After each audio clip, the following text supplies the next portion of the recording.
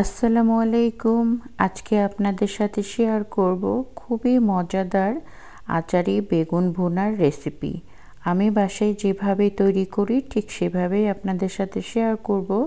যাদের মুখে একদমই রুচি নেই তারা কিন্তু এইভাবে এই বেগুনটা রান্না করে খেতে পারেন। আর খুবই সামান্য উপকরণ লাগে, সেটা কিন্তু আমাদের ঘরেই থাকে।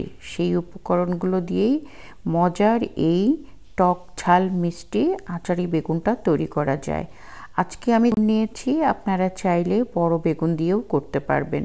গোল গোল করে কেটে ভেজে নিয়ে তারপরে আমি যেভাবে রান্না করছি ঠিক সেইভাবে আপনারা এই আচারি বেগুনটা তৈরি করে নিতে পারবেন।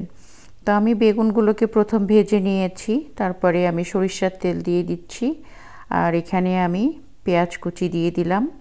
যেহেতু এটা টক ঝাল মিষ্টি আচারি বেগুন, সেজন্য সবসময় এখানে কিন্তু সরিষার তেলটা ব্যবহার করবেন। আর আচারে একটা ফ্লেভার পেতে হলে সরিষার তেলটা কিন্তু অবশ্যই লাগবে। তো সরিষার তেলের ভিতরে আমি এখানে পেঁয়াজ দিয়ে নিয়েছি। পেঁয়াজটা যখন হালকা একটু ব্রাউন কালার হয়ে এসেছে, একটু পানি দিলাম যাতে মশলাগুলো পুড়ে না যায়।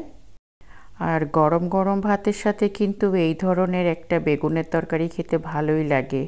একবার হলেও বাসায় ট্রাই করতে পারেন। এখানে আমি আদা আর রসুনের পেস্ট দিয়ে দিয়েছি। আপনারা আপনাদের পরিমাণ মানে বেগুনের পরিমাণ অনুযায়ী মশলা ব্যবহার করবেন। আমার বেগুন এখানে ছিল হাফ কেজির মতো, তাই আমি অল্প অল্প করে মশলা দিচ্ছি।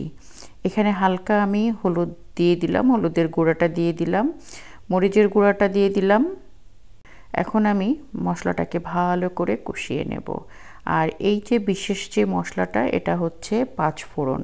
পাঁচফোড়নটা অবশ্যই দিতে হবে, তবে বেশি দিতে যাবেন না, তাহলে তিতা হয়ে যাবে।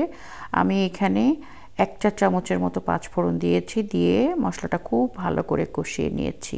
নিয়ে আমি ভাজা বেগুনগুলোকে দিয়ে দিচ্ছি, দিয়ে খুব ভালো করে নেড়ে চেড়ে এখানে অল্প একটু পানি দেবো, খুব একটা বেশি পানি দেব না, অল্প একটু পানি দিয়ে ঢেকে আমি বেগুনটা রান্না করে নেব। আর সব থেকে ইম্পর্ট্যান্ট, এই আচারি বেগুনটা তৈরি করতে হলে যেটা লাগবে সেটা হচ্ছে আচার। অবশ্যই টক মিষ্টি ঝাল এই ধরনের আচার কিন্তু আমাদের ঘরে থাকে। আপনি চাইলে আপনার ঘরের একটা বয়ম থেকে মাত্র 2 চামচ আচার নিয়ে এই বেগুনের ভিতরে যদি দিয়ে আপনি বেগুনটা রান্না করেন, তাহলে কিন্তু খেতে এটা অনেক বেশি মজা হয়। আমি এখানে 2 চা চামচের মতো আচার দিয়ে দিয়েছি, আমের আচার দিয়ে এই যে আমি খুব ভালো করে রান্না করে নিচ্ছি যতক্ষণ পর্যন্ত না পানিটা শুকিয়ে যাবে আর তেলগুলো উপরে ভেসে উঠবে, ততক্ষণ আমি রান্না করে নেব। আর বেগুন তো এমনিতেই অল্প পানিতেই সিদ্ধ হয়ে যায় খুব তাড়াতাড়ি।